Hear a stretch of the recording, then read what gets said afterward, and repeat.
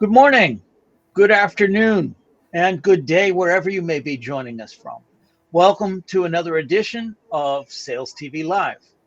Today, we're asking better questions for better connections, clarity, and control. I'm joined by Deb Calvert. Deb is the author of two bestsellers, Stop Selling and Start Leading, and Discover Questions, Get You Connected. She's also the founder of People First Leadership Academy. She brings a wealth of insights on the pivotal role of questioning in building organizational strength and driving sales success. Deb, welcome. Thank you, Rob. I am delighted to be here. It's such a great show, and I'm honored to be a part of it. Thank you. We're thrilled to have you here. Thank you. Deb, please tell us a little bit about you, your journey in sales, and where you are today. Well, once upon a time, I was in newspaper advertising sales, and I started off in the phone room, and then I got an outside territory, and I was hungry to do a good job, to find all the resources that I could. So I went to the public library and looked for books on selling, and I found exactly one. It was Neil Rackham's Spin Selling. And I devoured that book, and I loved what I learned about questions.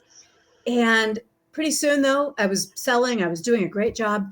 And pretty soon I realized, you know what? I think that there might be more than four kinds of questions. These four are helpful, but what are these? These don't quite fit.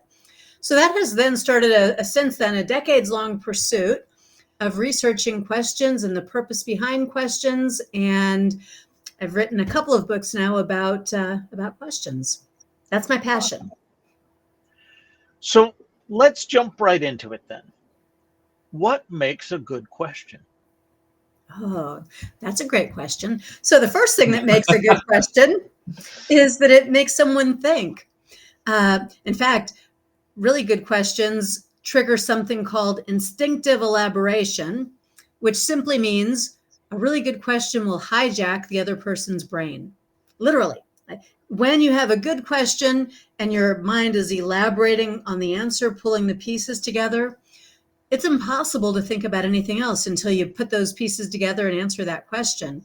So in sales, to fully have the attention of the person that you're talking to, your client or prospect, right? Instinctive elaboration is powerful. So great questions hijack the brain. They make someone think. They allow them to pause and reflect, because that's where value starts to develop. And appreciation for the question asker becomes bonding and creates those stronger connections. Ultimately, really good questions are singular, one focus at a time, and they're purposeful. They cut straight to exactly what you were trying to find out. They're not sloppy.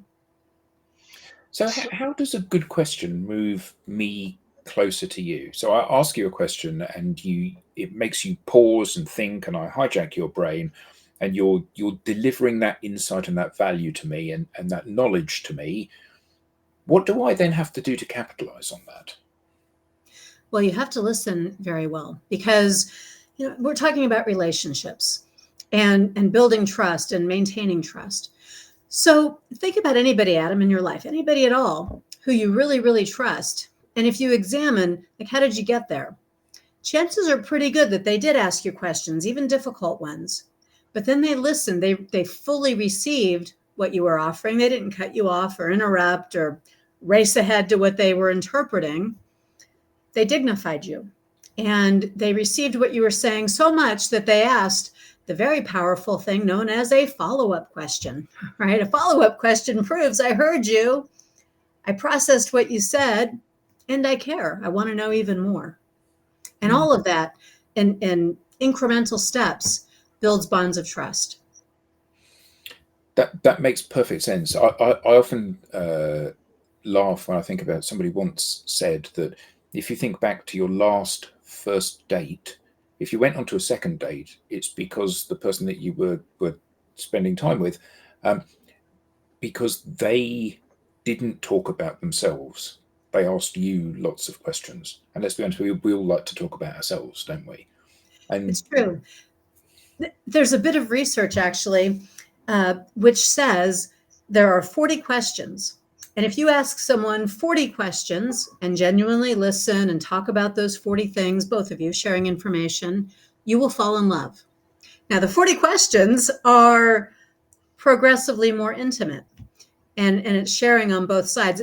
The TV show called The Big Bang Theory here in the US has an episode about this where Penny and Sheldon are playing this game, these 40 questions. But I mean, And did they fall in love? they came to a much higher level of respect and admiration for one another. Fantastic. Yes. So what's the importance of asking the right questions? Extremely important. Questions have to be purposeful to be the right questions.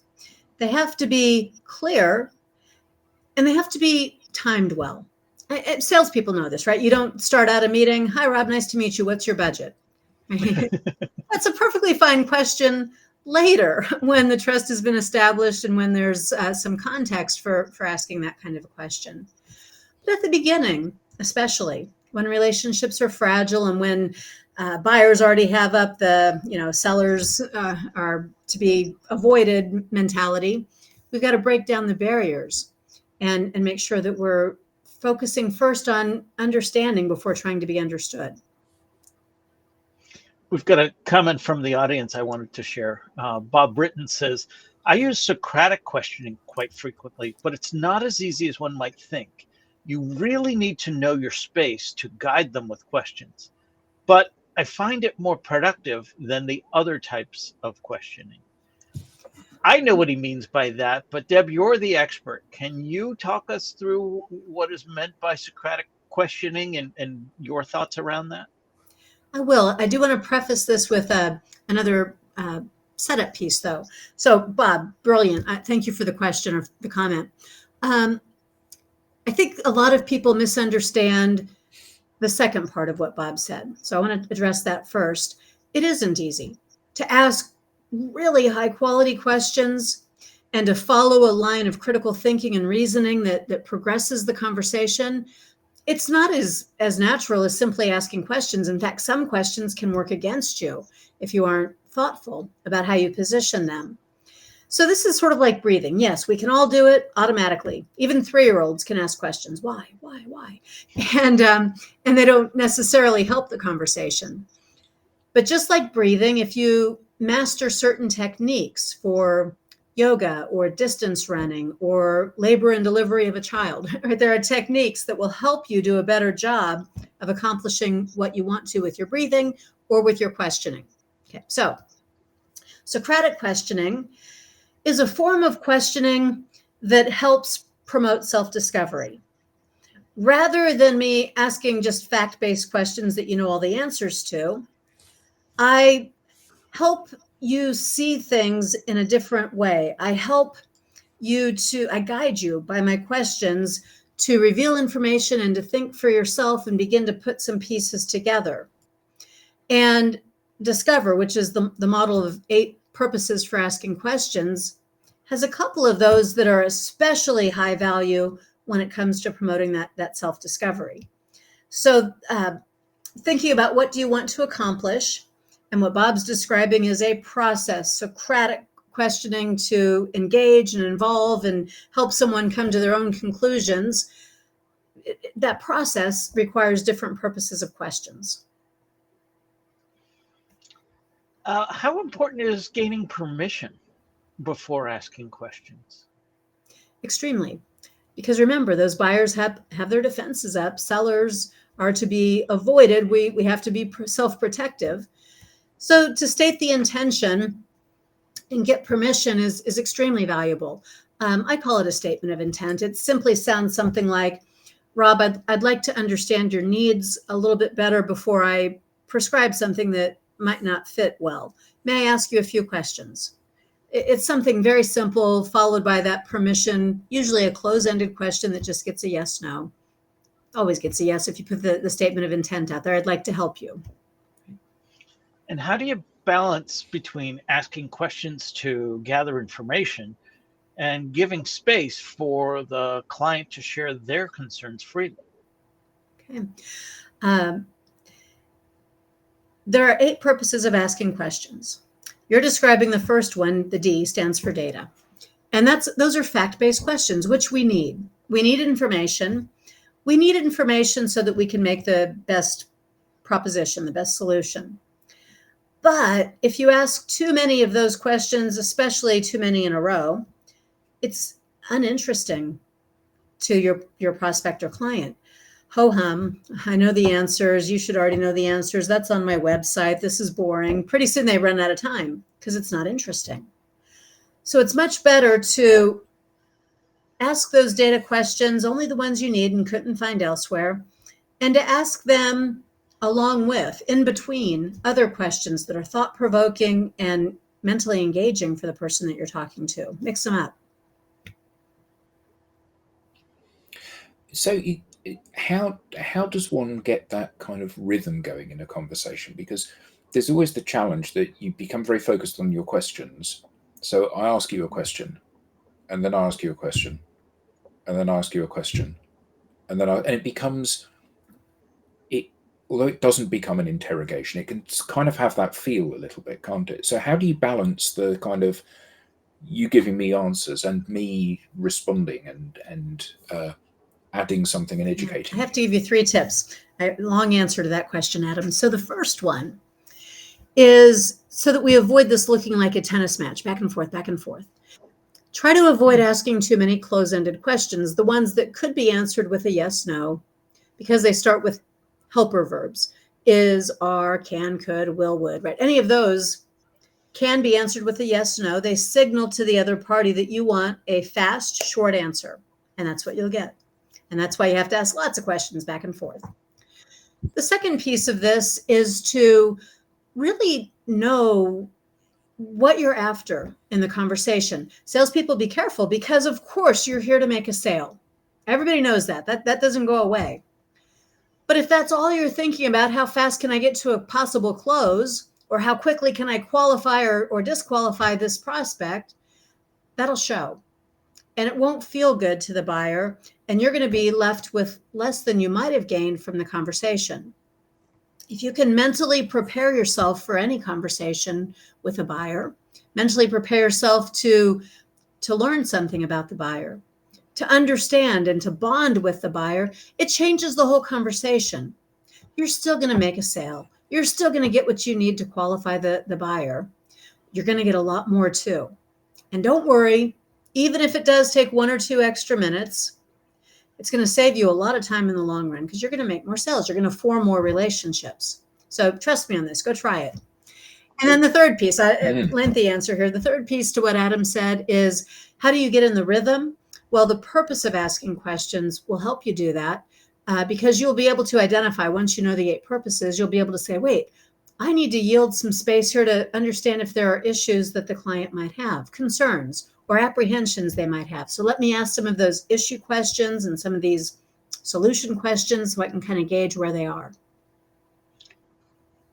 I've heard you mention 8 purposes for asking questions. I didn't realize there was more than one. And what did you think the one was? I want to know stuff. Yeah. So can you expound upon that?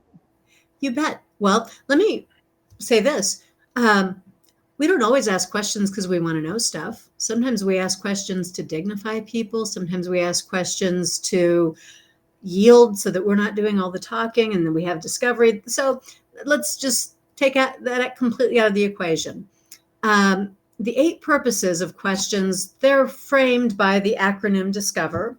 The first book I wrote was exclusively for sales. That was 10 years ago, and it was Discover Questions Get You Connected. The new one, I'll just flash this up here. This one goes beyond sales, and it's got research from all different domains, got over 100 benefits that are proven to come from asking questions. But, this was my research. After I read Spin Selling, I went out and I researched. I was working through Northwestern University, the Kellogg School, the Salesforce Advisory Board, and some other places, researching why do people ask questions. And so I would interview salespeople, and I and others would ride along with salespeople, and we'd interview clients afterwards. And I wanted, the true confession here, Rob, I wanted there to be 9 purposes because I had it in my mind that the word discovery would be a great acronym. And I waited a long time to try to find one more purpose. And then one day I realized, ooh, discover is a word too. And if there are only 8 purposes, maybe I'll just settle on that. So I always invite people, if you come up with a 9th purpose, I'm still hanging on to that why. We'll change the word. Let me know. But yeah, I think it's surprising that there are only 8 reasons essentially to ask a question. Let's go with the 9th is you. Maybe, but that's all covered by issue, because if it's about me, you have an issue with me or my product or the way that we've been interacting, that's already covered by the I. How do we get better at this? How do we train sales teams to use questioning techniques more effectively? Well, you said it. You learn about it and you practice it. You move through the discomfort. You disabuse some of those antiquated myths and misperceptions. Like some people think you're never supposed to ask a question unless you already know the answer. Not true, unless it's some courtroom drama on the big screen. You should be inquisitive and curious and open, humbly open to hear what other people might be thinking. So you appreciate and you learn about questions, and then you practice, and pretty soon the results, the benefits cause you to want more and more of it. So it gets easier because you see the value. Is there a risk though? So I get that, we all need to rehearse things and we need to plan how this conversation is going to unfold ahead of the conversation. So I've worked out what questions I'm going to ask, and I've worked out what I think the follow-on questions to those are, and I've thought about framing the question. This is the purpose of this particular question, and this is what I'm hoping the outcome from this will be. Isn't it like I'm kind of being a little bit manipulative there? One of the things that's beautiful about a natural conversation is that it's very dynamic and it's very we don't know where it's going to go, and don't we risk losing that if we have a very strategic questioning regime that forces people down one avenue or another? Absolutely, yes. And you model it here, right? You invited me to a conversation. You didn't send me questions ahead of time and tell me what to think about, as so many other shows do. This is organic. It's real. You left space for me, and you were brave enough to, just say this is going to go where it's going to go. That's real. That's just how people are. I like what you said in reverse, Adam. So instead of thinking about what do I want to ask and what's my follow-up question and what's the outcome I want, how about we just start here? From this conversation with this particular buyer, here's the outcome that I want. And if you think about that, it changes the conversation. The outcome I want is to build a relationship. The outcome I want is to build on the relationship so they are going to say yes to what I'm proposing to them. The outcome I want is to gather enough information. There's always an outcome. That will help you know your purpose, and it will help you stay true to that, as opposed to getting hyper-focused on close, quota, which any buyer can read in about 0.08 seconds flat. So we want to be careful not to give that wrong impression. Differentiating yourself from other buyers includes showing that there's more to it than, you purchased what I was manipulatively trying to box you into buying. So, wait, are you saying there's no magic question that tricks them into buying what I want them to buy? If there is, Rob, and I'll tell you an example of one that's about as magic as it gets. But if there is a magic question, it only works short term, and then you're having to deal with buyer's remorse and cancellations and bad reputations. So don't bother. But the most magic question I've ever heard is from life insurance salespeople, because they say to you with the grave expression on their face, they say something like, "But Rob, what would happen to your family if, unfortunately, you were to pass away and didn't have them covered?" Right? And I'm going to use Adam's word. That does, if not in the moment, ultimately that does feel manipulative. Right. So who cares? It's their problem, not mine anyway. Yeah.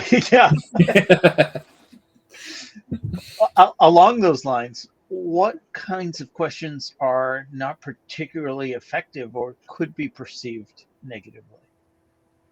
Well, that one, the blame or shame question, where the intention Blame is or to shame. make someone feel bad, to give you what you want. Another type of question that I really don't see a lot of value in is a question that is overly leading. And that's going to include, hold on, salespeople, you're not going to like this. It includes the questions that start with, what if I could? What if I could show you a way to save tens of thousands of dollars? Okay, because you know what buyers say? This is all research based. It's not Deb said. Buyers very often say, well, if you could, why don't you just do it? Right? There's a frustration because they feel like you're trying to put them in a corner, box them in to give you that leeway. So any question that feels inauthentic or it feels like it serves your purposes rather than the purposes of the other person, those often backfire. And if we're about building relationships and establishing trust, then don't let yourself go down that wrong path. Mm. We have a comment from Jess Flack. Jess says, how much background research should be covered before attempting to build relationships for a sale? I get lots of hard sells happening straight after a connection on LinkedIn, and it's always done with the same, I've seen your website, and it's so surface level, that's not really taking the time to get to know who I work for. As a local authority, we have tenders, procurement frameworks, and a wealth of other parameters that inhibit that front doorbell sales call. Even an acknowledgement of that would be cool from my point of view. Jess, I adore this comment and question, and I'm going to get up on my soapbox for just a moment. Quality versus quantity is a true consideration, and I understand there are different types of sales, different types of models. But anytime there is a primary focus on quantity, you'll see exactly what Jess is talking about. I am required to make 100 calls per day or 100 LinkedIn requests per day. Well, it can't help but be generic. If there's too high a volume, you will sacrifice quality. I would much rather, and in every sales organization that I've worked with, I have said the same thing, and we have seen better results when that number comes down, but the quality expectation is different. We focus on quality, which includes, let me find out a little bit. You know, in this day and age, if I wanted to know something about Jess other than she has a LinkedIn account and I can do a generic pitch, all I have to do is look at her company, look at her LinkedIn profile. There's something there. We're talking a couple of minutes for a much better, real connection. If nothing else, she's going to appreciate that, hey, Deb took the time. She's not like all the others who send me this generic spammy stuff. So many questions I still have yet to ask, but we're running out of time. Wow. I know. I told you it would fly by. Deb, how can people find out more about you? Well, look me up on LinkedIn, but don't send me the spamming generic stuff because I'll school you on that. But do connect with me. I always love the follow-ups. You can look at my Leadership Academy, which has a lot of free courses. That's peoplefirstpotential.com, all 3 words spelled out. My business site, People First PS, which stands for Productivity Solutions. Hey, get the book. Why not? And let me know what you think and what questions you have. I just really always enjoy whatever kind of connection we can get. Fantastic. This has been great. Thank you. Brilliant. Thank you so much. We now have a newsletter. Don't miss an episode. Get show highlights, beyond the show insights, and reminders of upcoming episodes. You can scan the QR code on screen or visit us at SalesTV Live and click on newsletter. This has been another edition of SalesTV Live. On behalf of the panelists and everyone at SalesTV Live, to our guest Deb, to our active audience, thank you for being an active part of today's show and today's conversation. Until the next time, we'll see you soon. Thank you very much.